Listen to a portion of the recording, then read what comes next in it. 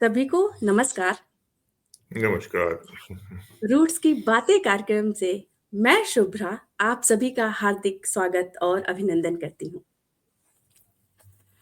आज जो हमारे साथ हैं उनसे बातें करना मेरे लिए ऐसा है जैसे अपने घर के किसी बड़े से आशीर्वाद लेना। जी हाँ, मैं बात कर रही हूँ आदरणीय कमलेश पांडे जी का। तो सर, सबसे पहले तो आपको सादर प्रणाम। आपके बारे में सर मैं क्या बातें करूं? अगर मैं व्यंग कहूं और दूसरी तरफ आपका मैं नाम लूं तो दोनों एक जैसे ही हैं। जी हाँ दर्शकों, मैं एक छोटा सा परिचय आप सभी के समक्ष रखती हूँ। भारत से आदरणीय कमलेश पांडे जी पिछले 3 दशकों से हिंदी व्यंग लेखन में सक्रिय हैं। देश भर की विविध पत्र पत्रिकाओं व समाचार पत्रों के कालमों में आप छपते रह रहे हैं और आपकी कविता, कहानी, यात्रा वृत्तांत, संस्मरण और आलेख भी प्रकाशित होते रहते हैं। आप आपने प्रतिष्ठित साहित्यिक पत्रिका लफ्ज के व्यंग खंड का संपादन भी किया है। आपकी प्रकाशित पुस्तकों में 22वीं सदी का विश्वविद्यालय, तुम कब आओगे, अतिथि, आत्मालाप, सेल्फी बसंत के साथ, वाह क्या बात है सर, और डीजे पर मोर नाचा है। इसके साथ ही आपकी एक नई पुस्तक जल्द ही प्रकाशित होने वाली है। आपको व्यंग लेखक समिति द्वारा 2019 का ज्ञान चतुर्वेदी सम्मान से आपको सम्मानित भी किया जा चुका है। तो सर, मैं एक बार आपका फिर से इस मंच पर रूट्स की बातें कार्यक्रम में स्वागत करती हूँ। धन्यवाद।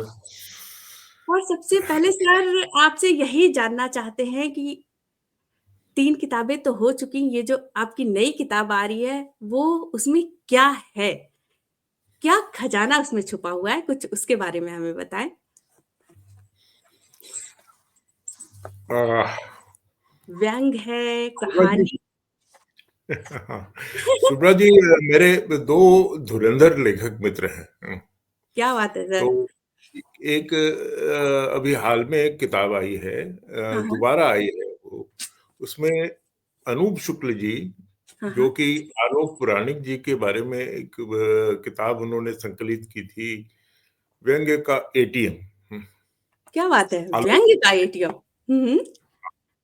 तो इसमें मेरा भी आलेख है। तो उसमें अनूप जी ने मेरा परिचय यूं दिया है कि यूं तो ये कमलेश पांडे लंबे समय से नियमित पर धीमी रफ्तार से हिंदी व्यंग और समीक्षात्मक लेखन कर रहे हैं, पर सहज आलस्य के चलते कई व्यंग्य लेखों की भ्रूण हत्या के आरोपी हैं।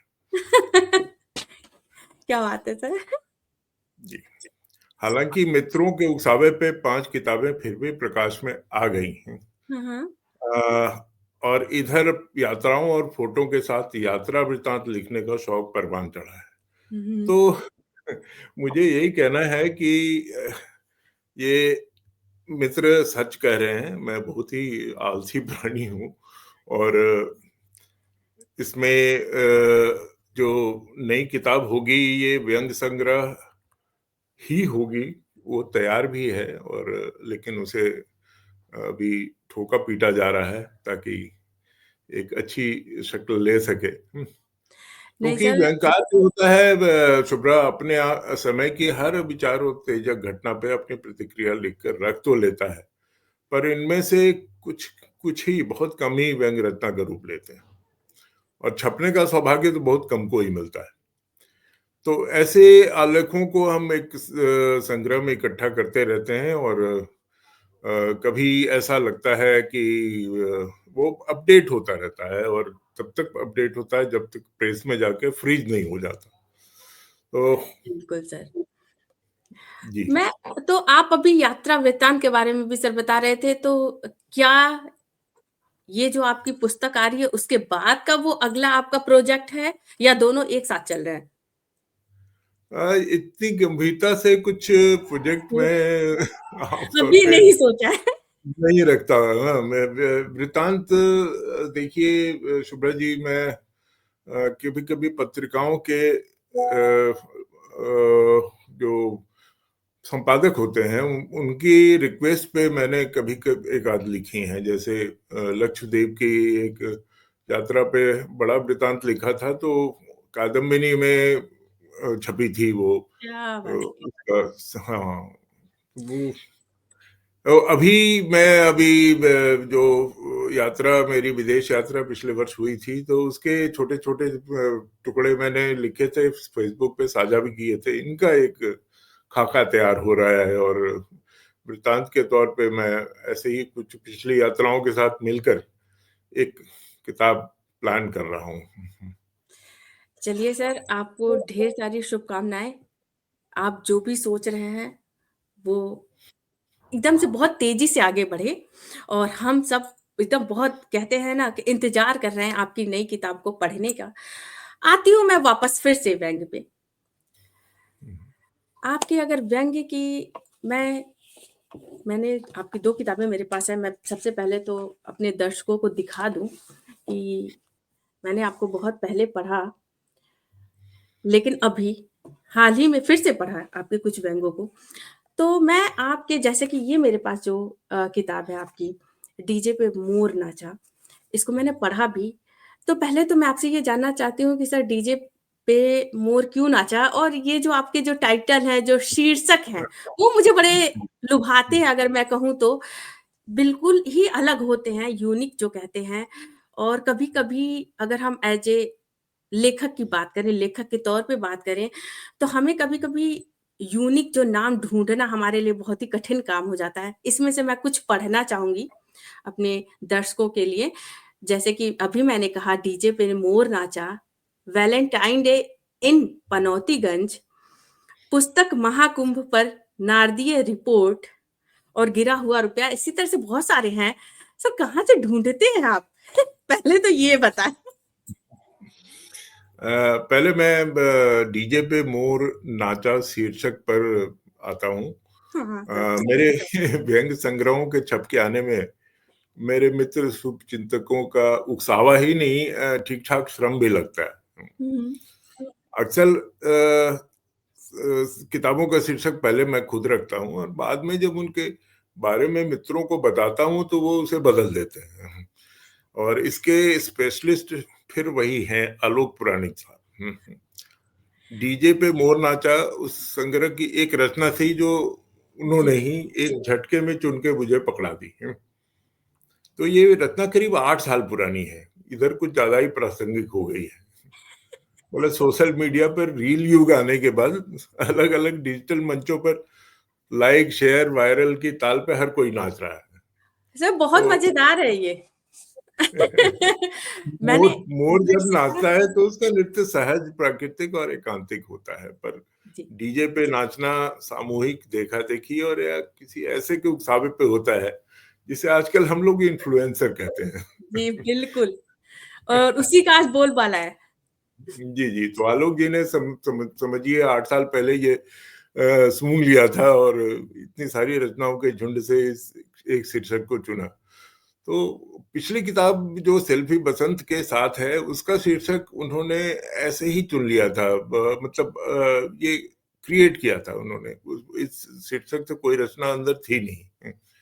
तो मैं आलोक भाई का बहुत आभारी हूँ कि वो ऐसे शीर्षक चुनते हैं जो आप जैसे सूधी पाठकों को भी आकर्षित नहीं, करते मैं हैं। बोलने भी जा रही थी कि आलोक सर आपको भी बहुत-बहुत धन्यवाद कि आपने इतनी मदद की सर की और इतने बढ़िया-बढ़िया टाइटल हम लोगों को पढ़ने को मिल रहे हैं और जी जी आकर्षित कर रहे जी। हैं पाठकों को।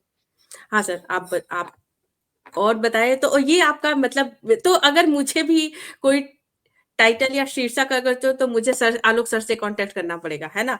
जी, जी, बिल्कुल। आप सिर्फ़ उन्हें अपनी पांडुलिपि भेज दें, वो इसका सटीक शीर्षक सुझा देंगे। वो अनूप भाई ही नहीं, और भी कई मित्रों के शीर्षक जो है किताबों के, वो वही चुनते हैं। वो विशेषज्ञ हैं इसके, डॉक्टरेट है उनकी उसमें। मैं नहीं सच में मुझे बहुत अच्छा लग रहा है आपके साथ-साथ आपके मित्रों के बारे में भी जान के। यहाँ पे एक मेरे मन में एक विचार आ रहा है तो सोच रही हूँ कि लगे हाथ पूछते ही चलूँ। मैं आपको सर जानती हूँ, आपका आशीर्वाद हमेशा मेरे साथ रहता है। लेकिन मैं आपसे जानना चाहती हूँ कि ये जो व्यंग लिखते हैं लेखक, आपके जो दोस्त होते हैं, मित्र होते हैं, जी। वो उनका जो ग्रुप होता है वो कैसा होता है? कि मुझे पता है वो व्यंग्यात्मक तरीके से आप लोग मिलते हैं, ऐसे बैठते हैं, बातें करते हैं, उसमें सारे लोग ऐसे ही मज़े से बातचीत करते हैं या सबको पता है? क्या होता है? हम कुछ उसके लोग बारे में बताएँ। हम क्योंकि लोग देखिए आजकल साधारण तरीके से कोई कुछ किसी को बोल देता है तो लोग बुरा मान जाते हैं, मुँह फुला के बैठ जाते हैं, आपने ऐसे कैसे कह दिया मुझे? वो ऐसे कैसे कह सकते हैं मुझे? तो बिल्कुल, बिल्कुल, बिल्कुल, सुबह हमारी बैठकें, हमारी गोष्ठियाँ भी जो हैं वो बहुत कुछ आप लोगों से माफ़ कीजिएगा, मतलब कुछ महिलाओं की किट्टी पार्टी जैसे ही होते हैं। जिसमें खूब सारा निंदा रस होता है, हैं? खूब गपशप में एक-दूसरे की लगाई-बुझाई होती है, खूब और आनंद लिया जाता हँसी-ठिठोली। है, खूब हँसी-ठिठोली होती है और आमतौर पे बहुत गंभीर चर्चा नहीं देखी है। मेरे 2-3 मंडलियाँ हैं, एक मध्य प्रदेश के मेरे बहुत सारे मित्र व्यंग्यकार हैं। भोपाल जाता हूँ तो सबसे मुलाकात होती है इसमें। विजय श्रीवास्तव हैं, इसमें शांतिलाल जैन साहब हैं, कैलाश मंडलेकर साहब हैं, अ, प्रमोद तांबट जी हैं और हमारे गुरुजी ज्ञान चतुर्वेदी साहब भी हैं। तो विजय श्रीवास्तव वगैरह के वहाँ पे बड़े अच्छे आयोजक हैं जो मिलजुल कर हम लोग बैठ लेते हैं और गपशप मारते हैं तो बहुत ही एक आनंद देने वाला एक समा होता है वातावरण। हम लोग जब भी इकट्ठे होते हैं। बाकी वो सब नहीं, होता है जो मैंने पहले जिक्र किया था।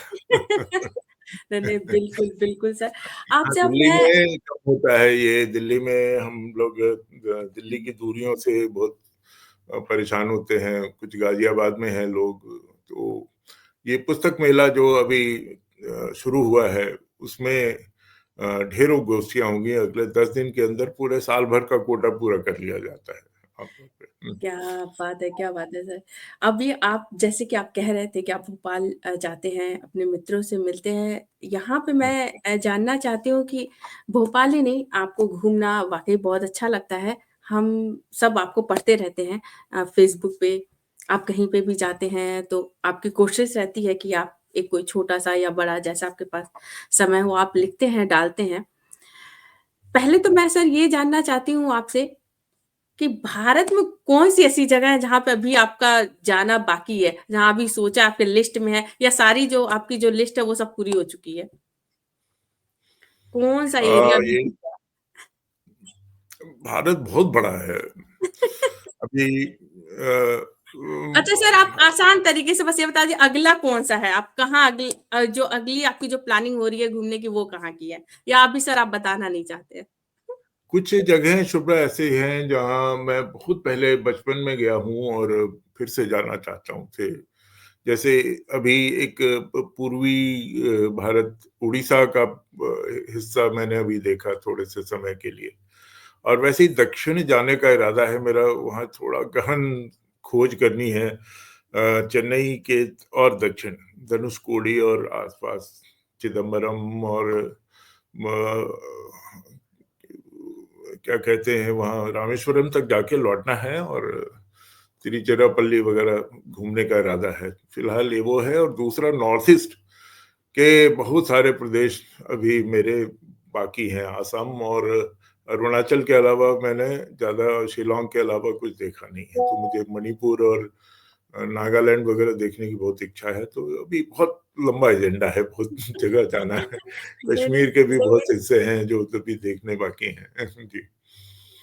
आप जाएँ, जहाँ-जहाँ आपने बोला है वहाँ सारी जगह की आपकी जो यात्रा हो वो बहुत अच्छे से पूरी हो। और अब मैं आपको ले जाना चाहती हूँ अमेरिका, जहाँ अभी आप हाल ही में गए थे कनाडा और अमेरिका। तो व जब घूम ही रहे हैं सर तो थोड़ा और आगे बढ़ के घूम ही लेते हैं साथ में। मुझसे मिलना आपका रह गया जो कि ड्यू है। देखते हैं कि सर आप अब अगली बार कब प्लान बनाते हैं और यहाँ आते हैं शिकागो अब आते हैं आपके अमेरिकी और कनाडा की यात्रा में, तो पहले बताइए सर कैसा अनुभव था आपका? कैसा लगा आपको ये दोनों जगहें जाके घूम के? और वहाँ ये पे हाँ, बड़ा अनोखा अनुभव रहा मेरे लिए। दरअसल पहली बार मैं उस सबकॉन्टिनेंट पे गया था, और लेकिन ये पारिवारिक था, तो एक उसका सुख अलग था, बच्चों के साथ रहना। हाँ, ये उद्देश्य था इसका घूमने से भी ज़्यादा। हाँ, तो हम तकरीबन 4.5 महीने रहे, जिसमें से अधिकांश वक्त जो है बच्चों के साथ गुजारा कनाडा वैंकूवर आइलैंड्स पर ही। हाँ। लेकिन हम फिर सैन फ्रांसिस्को और टोरंटो भी गए। ये घूमने वाला ट्रिप था। हालांकि सैन फ्रांसिस्को में भी मेरी साली साहिबा रहती हैं, तो उनके पास ही 7 दिन रहे, लेकिन वहाँ इतना जमावड़ा रहा वो उनका। उनका उनका मोहल्ला ऐसा है जैसे कि आप दिल्ली का एक कोई भी छोटा सा मोहल्ला आप समझ लें, और इतनी हंसी ठिठोली पूरे दिन, लोगों का आना जाना, और हर शाम जो है वो किसी न किसी मित्र के यहाँ डिनर और ये सब। तो हम लोग बस घूमते फिरते ही रह गए वहां। कई साहित्यिक मित्रों से मिलने का इरादा था, जो 1 घंटा भी हम नहीं निकाल पाए उसके लिए। मित्र परिवार ने इस तरह बांध के रखा हुआ था हमें। हाँ। नहीं सर, और कोई बात नहीं। आप लोग दोनों दूसरे छोर पर हैं कैलिफोर्निया से, तो वो संभव हो नहीं पाया। कोई बात नहीं टोरंटो सर। में जरूर शुभ्रा जी, मुझे समीर लाल जी से मेरी मुलाकात हुई। समीर लाल जी गजब के प्राणी हैं। समीर लाल जी से आपको पता ही है कि जी सर, अ, मैं उनका नाम सुना है, एक जाने-माने साहित्यकार हैं। वो हिंदी ब्लॉगिंग के शुरुआती धुरंधरों में से हैं, और हुँ, उनके पास नए पुराने अनुभवों का पूरा खजाना है। नए नए से मतलब है कि उनके वर्तमान सक्रियता जो उनकी है बहुआयामी है। मतलब इंडियन डायस्पोरा से बहुत निकट संबंध रखते हैं। कनाडा के अलावा भारतीय राजनीति पे भी निगाह रहती है, और रेगुलर कॉलम लिखते हैं, रसोई से लेकर मोटिवेशनल स्पीच तक, क्या नहीं करते वो। तो एक आधी रात पूरी उनसे बातें करते हुए ऐसे गुजरी कि पता ही नहीं चला कि कब सुबह हुई हम लोग। तो ये जी। सर आपसे आपसे बातें करके यही होता है कि आपका व्यवहार ही ऐसा है सर कि जो भी आपसे मिलता है आपसे और दी से, वो ऐसे ही घुल-मिल जाता है और जैसा कि आपने कहा पारिवारिक तो था मैं सर बिल्कुल मानती हूँ, लेकिन आपकी और दी की वजह से ही अमेरिका में भी कई जगह एक अपनेपन जैसा अपने घर का जो जो कहते हैं वातावरण आपने एक रिश्ता जोड़ लिया है और इसीलिए मैं चाहती हूँ कि जब और कभी-कभी होता है कि हमें अपनी कुछ यात्राएँ एक बार में पूरी नहीं भी करनी चाहिए, ताकि दूसरी बार जाने का हमेशा निश्चित, जो होता है मौका निश्चित। मिलता अभी है। पूर्वी पूर्वी छोर जो आपका अमेरिका का है, जहाँ शिकागो में आप रहती हैं, और न्यूयॉर्क और उसके आसपास मेरे और कई मित्र हैं जिनसे मिलना एक फुर्सत का काम होगा। तब मैं अगले दौरे पे ये इस योजना को वहां पर छोड़ा है, तो अगली बिल्कुल योजना। सर और सर ये देखिए आप ये कार्यक्रम में बोल रहे हैं तो आपको ये पूरा करना पड़ेगा।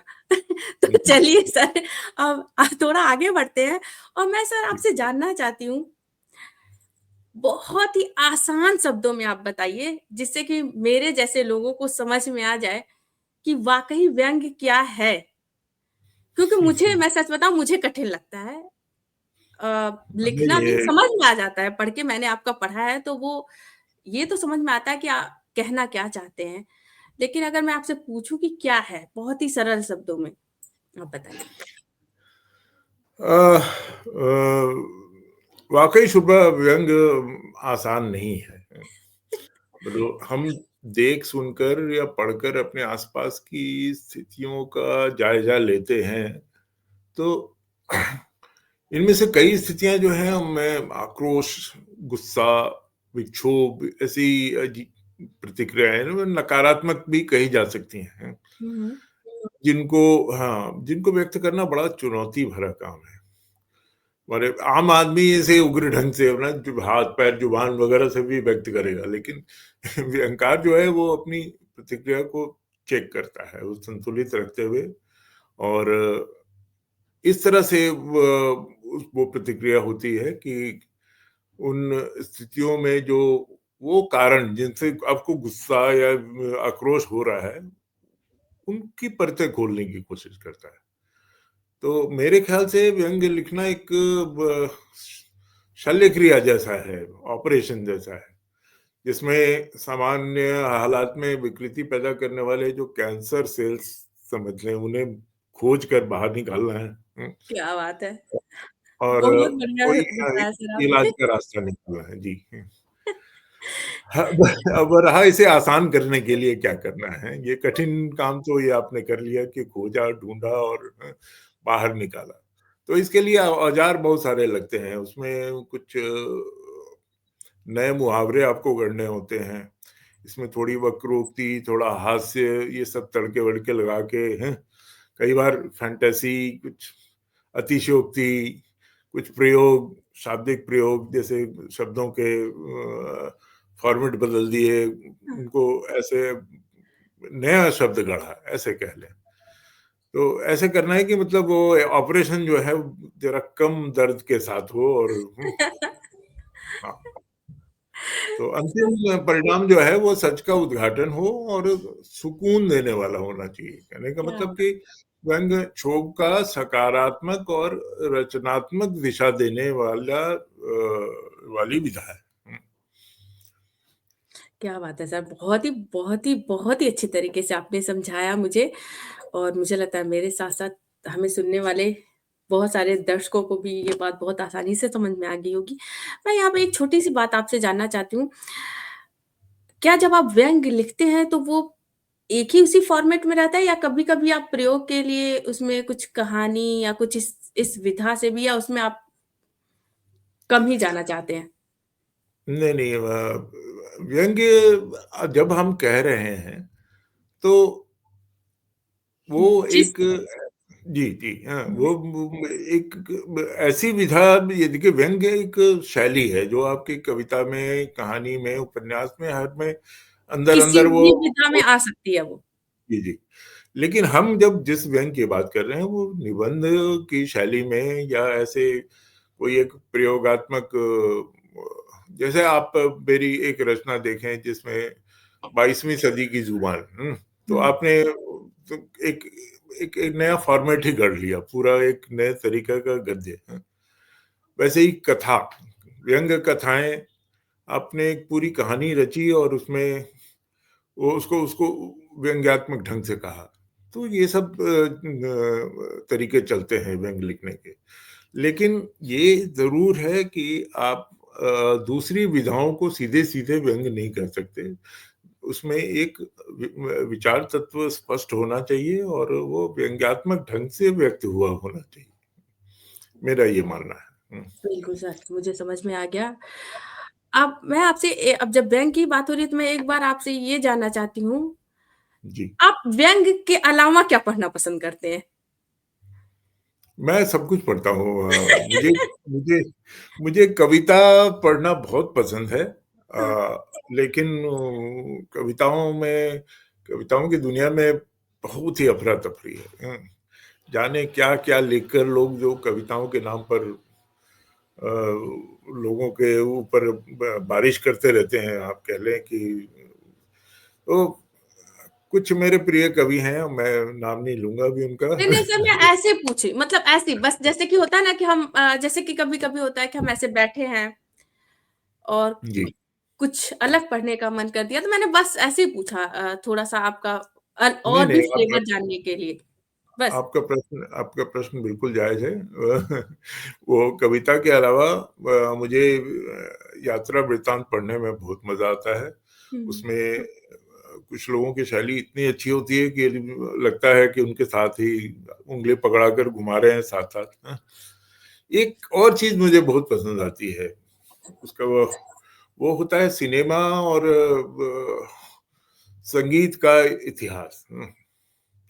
तो ये लेखन भी बड़ा रोचक है और मुझे चूँकि संगीत में बहुत गहरी रुचि है, तो संगीत बड़े संगीतकारों के, गायकों के जो जीवन पर आधारित किताबें हैं, वो सब मुझे बहुत पसंद क्या आती हैं। बात है वो सर! ये बहुत नई चीज़ मुझे पता चली आपके बारे में। जी, देखिए, जी। इतना स्टडी आपके बारे में करने और रिसर्च करने के बाद भी देखिए कुछ चीज़ें छूट ही जाती हैं। मुझे जहाँ तक लगता था कि लेखन, व्यंग, घूमना और फ़ोटोग्राफ़ी इतना तो मुझे पता था, ये संगीत और सिनेमा तो नई चीज़ मुझे पता चली सर आपके सुबह बारे में। सुबह मुझे रेसिपी बुक्स भी बहुत पसंद है। हाँ, उनको पढ़ना भी, खाना पकाना मुझे बहुत पसंद है, तो मैं जब ऐसी कोई किताब मिलती है, मैं पलट लेता हूँ कि उसको कुछ नई चीज़ सिखा पाएगा रसोई में हमें, और मुझे पता मुझे मुझे पूरा विश्वास है कि ये वाला जो सेगमेंट है वो दी को बहुत ज़्यादा पसंद आएगा जब दीदी देखेंगी हमारे इस प्रोग्राम को तो, कि नहीं। कहेंगी कि चलो भाई लेखन के साथ-साथ किचन भी चलते रहना चाहिए सदैव। वो तो बाकायदा स्वाद लेती हैं शुभ्रा। वो पढ़कर ज़्यादा क्या वो क्या करेंगी वो वो। तो दोनों ही काम उनको करना ही पड़ता होगा। आपके जो लेख हैं वो भी वो पढ़ती हैं और आपने कैसा लिखा है और कैसा आपने बनाया है, जी, दोनों जी, वही बताती पहली हैं पाठक, सबको। हाँ, पहली पाठक और आलोचक वही हैं, समीक्षक कह लें, हैं, आलोचना भी करती हैं ऑफ कोर्स, और वो मेरे व्यंग्यों का केंद्रीय पात्र भी रही हैं आमतौर पे।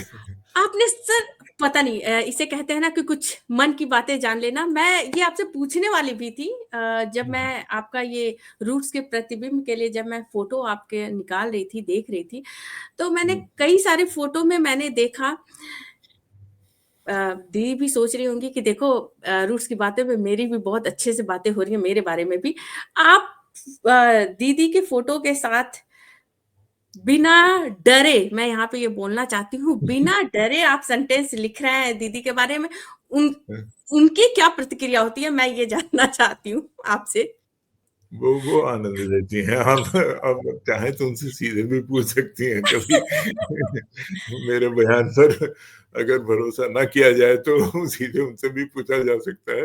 वो बहुत आनंद लेती हैं, और मेरी शुरुआती कुछ व्यंग्य रचनाएँ जो अ, उन्हीं को माध्यम बनाकर लिखी गई थी, उन्हें मतलब माध्यम बनाया गया था, किसी प्रवृत्ति पर चोट करने के लिए।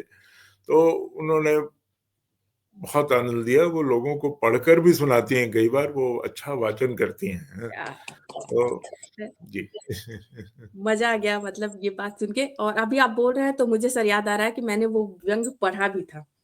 तो चलिए जो मेरे मन के जो विचार थे वो आ गए और मेरे जो मन में कोई चीज़ रहने नहीं देना चाहिए, है ना सर?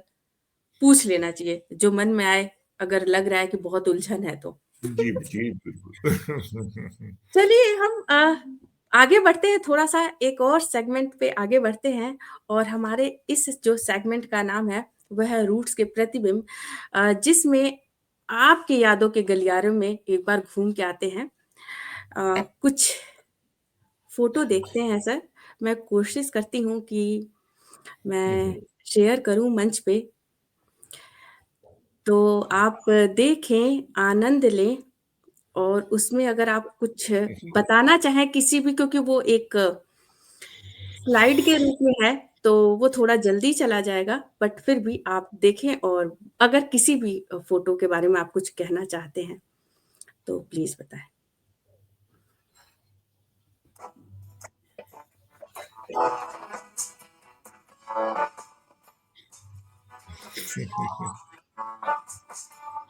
ये ज्ञान चतुर्वेदी सम्मान की दृश्य। ये मेरे हाँ, मित्र हैं। सर अभी इस पे बातें करेंगे हम, पहले साथ में देखते हैं।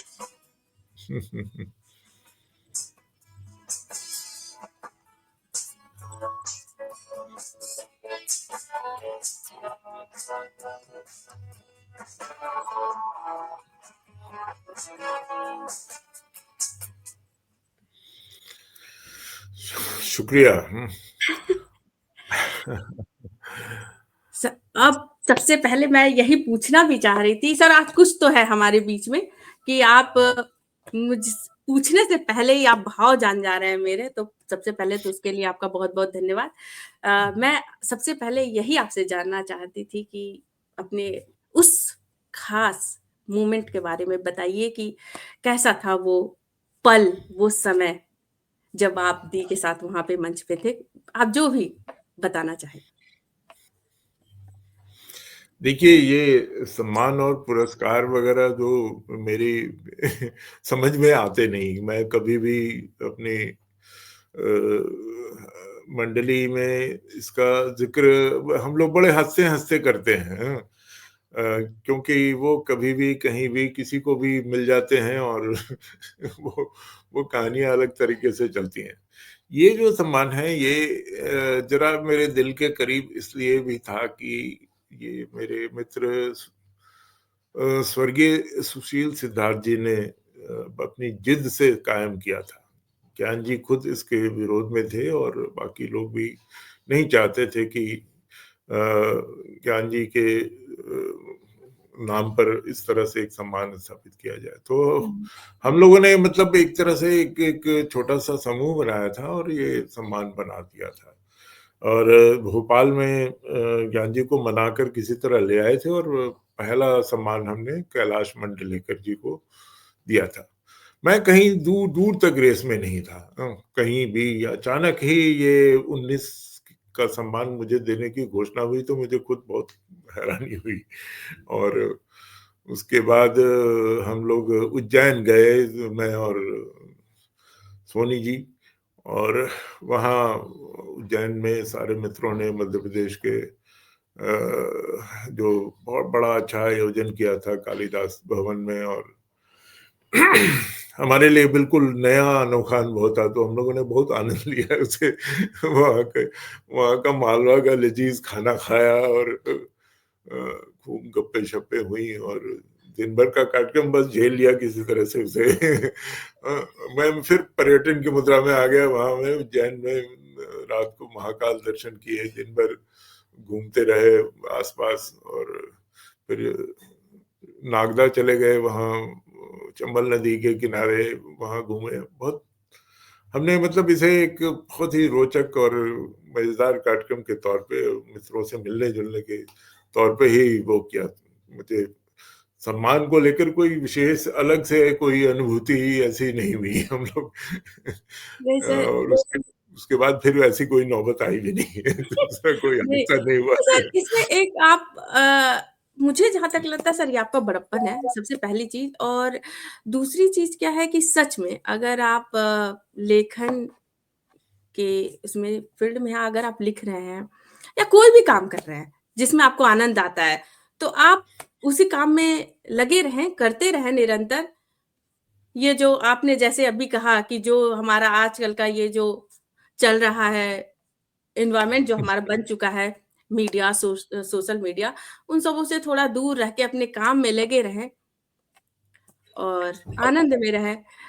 सम्मान और ये सारी चीज़ें ज़रूरी हैं एक तरफ से, लेकिन दूसरी तरफ भी नहीं है। जो आपके पढ़ने वाले जो पाठक हैं, चीज़ें काफ़ी गहरी तक रह जाती हैं सर। पढ़ते समय ये चीज़ें पता चलती हैं। तो सच में ये बहुत बड़ी चीज़ है सीखने वाली। नहीं, अभी तो शुभ्रा जी सबसे बड़ी चुनौती तो व्यंग्य लिखने की ही है कि व्यंग्य आप आज के समय में लिखेंगे कैसे? वो आप भारत से बाहर रहती हैं, तो भारत का आजकल जो हाल है वहाँ अ, व्यंग्य लिखना सबसे कठिन कामों में से एक बिल्कुल माना सर, मैं जाएगा। मानती हूँ सर, मानती हूँ मैं 100% और तो आप लोग हुँ, एक ऐसा नाम अपनी मेहनत की वजह से सर अपने लेखन की वजह से आपने एक ऐसा स्थान बना दिया है कि जो नए युवा लेखक हैं, जो इसमें काम कर रहे हैं, जो अपने लिए जगह बना रहे हैं, आप लोग आप आपके जो इतने भी मित्र हैं, जो वहाँ पे भारत में जो रह रहे हैं, हमारे जो जाने-माने व्यंग्यकार हैं, आप लोगों की लेखनी उन नए युवा लेखकों के लिए एक तरह से अगर मैं कहूँ तो लेसन प्लान की तरह ही काम करेगी, जिसको वो पढ़ेंगे, देखेंगे, सीखेंगे और लिखेंगे। तो अब जब हम युवा लेखकों की बात कर रहे हैं सर, तो आप क्या उनको क्या सलाह, क्या टिप्स देना चाहेंगे? इस पर मैं कुछ कैसा कहना लिखा जा चाहूँगा। रहा है? अभी जी, मैंने जी। एक अभी मैंने हाल ही में आपका एक बहुत ही बड़ा एक लेख भी पढ़ा। आपने किसी को आपके फ़ेसबुक पे आपने आप मैं आपसे ही जानना चाहती हूँ, इसलिए मैं ज़्यादा नहीं बोलना चाह रही हूँ। आपने प्रॉपर लिखा कोई युवा लेखक हैं, उनकी किताब के बारे में, उनकी लेखनी के बारे में, या फिर आप एज़ सच भी मतलब अगर आप कोई भी 1 या 2 टिप्स अगर आप देना चाहें, हमारे नए युवा लेखकों को, कि व्यंग्य में जो लिखना चाहते हैं कुछ बढ़िया, तो आप क्या कहना चाहेंगे सर? देखिए, लफ्ज़ पत्रिका का संपादन करने के दौर में मैंने बहुत सारे युवा लेखकों को पढ़ा था।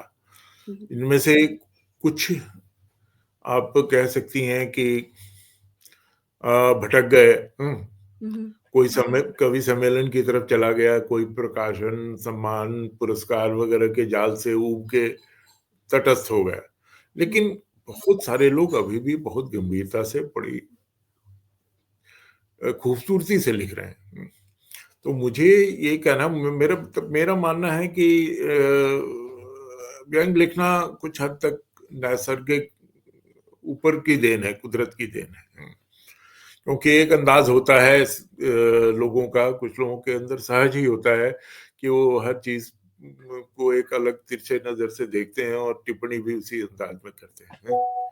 लेकिन इसके बावजूद आप पढ़कर और ये चलताऊ रवैये से व्यंग नहीं लिखा जा सकेगा। लिखकर जल्दी कहीं टांग देने वाली प्रवृत्ति से भी नहीं काम चलेगा, आपको बहुत पढ़ना होगा। और ये नए दौर में कुछ नए थीम, नए मुहावरे, नए नैरेटिव, हर समय वक्त बदलता रहता है, आपकी शैली भी उसी हिसाब से बदलती रहती है। युवाओं के पास ही ये वो दृष्टि हो सकती है कि वो चूंकि उसको जीते हैं, तो उसमें अगर ये जो एक परंपरा से लेखन का जो तरीका है उसको भी अपना ले, वो स्टैंड अप कॉमेडी जैसी चीज ना लिखें कि तुरंत रातों रात आपको पॉपुलर हो जाना है। तो वो एक गंभीरता से जरा उसको किसी भी टॉपिक को वो मांझे, साफ हुँ, करें, स्पष्ट करें, उसके बाद केंद्रीय विचार के साथ एक आगे बढ़ें। लेकिन सबसे जरूरी है कि मानवीय मूल्यों के साथ समझौता नहीं चलेगा। आप जब भी लिखें, आप उसको उस एक स्केल पर तौलें जो एक शाश्वत तौर पे साहित्य का उद्देश्य रहा है, समाज को बेहतर बनाना, मानव के जीवन को बेहतर बनाना। क्या बात! उम्मीद करती हूँ सर कि आपकी ये जो कही बातें हैं, वो मेरे साथ-साथ जो हमें सुन रहे हैं और जो लिखने के क्षेत्र में कुछ नया और अच्छा करना चाहते हैं, वो ज़रूर से इसको गाँठ बाँध के अपने पास रखेंगे। मैं स्वयं भी रखूँगी सर, और कोशिश रहेगी कि कुछ तो किया जा सके, सच्चे मन से। सर, बहुत अच्छा लग रहा है आपसे बातें करते हुए। इतना समय जल्दी-जल्दी भाग रहा है कि हम उससे पकड़ नहीं पा रहे हैं, लेकिन क्या किया जाए सर, समय तो किसी के भी पकड़ में नहीं आया है, तो वो हमारे पकड़ में कैसे आएगा? सर, कुछ बातों से लग रहा है ना, कुछ व्यंग्यात्मक कुछ आ रही है सर फीलिंग कि नहीं? चलिए सर, आगे बढ़ते हैं और अब इस जो हमारा ये जो रूट्स की बातें कार्यक्रम है, उसके अंतिम सेगमेंट की तरफ बढ़ते हैं। आप एकदम से स्माइल तो सर है ही आपकी, आराम से रिलैक्स होके बैठ जाइए, और ये जो हमारा अंतिम सेगमेंट है, वो रैपिड फायर क्वेश्चन का है। ओह! साहित्य लेखन से थोड़ा अलग बातें करते हैं, थोड़ा और आपकी पसंद के बारे में जानते हैं। तो सर आप रेडी हैं? जी, तो आपके पास ऑप्शन होंगे, जो आपको पसंद है, वो आप बताइएगा। तो स्टार्ट करते हैं, चाय या जी। कॉफ़ी? चाय या चाय, कॉफ़ी? चाय, गाँव, शहर? शहर, नदी, पहाड़? दोनों। शॉपिंग, सिनेमा, सिनेमा या व्यंग, शायद दोनों? शॉपिंग या सिनेमा दोनों, राइट? नहीं, नहीं, शॉपिंग तो बिल्कुल नहीं मुझे नफ़रत है इससे क्या तो मतलब शॉपिंग वाला जो पार्ट है वो दी को दे देते हैं। हाँ, आपको सिनेमा। व्यंग, कहानी, व्यंग या कहानी? दोनों कई बार एक ही होती हैं। मेरे लिए। जी, मिठाई या केक? केक, लिखना या पढ़ना? पढ़ना। लिखना घूमना बहुत आलस का काम। घूमना या फ़ोटोग्राफ़ी? ये ट्रिकी है, ये आई नो दैट, ये मुझे तो पता ये तो है। ये तो दोनों एक साथ ही हो सकते हैं। घूमने के साथ अपने आप ही उँगलियाँ क्लिक करते चलती हैं, कोई बच नहीं सकता उससे। जी। अंतिम, बोलना या सुनना? सुनना।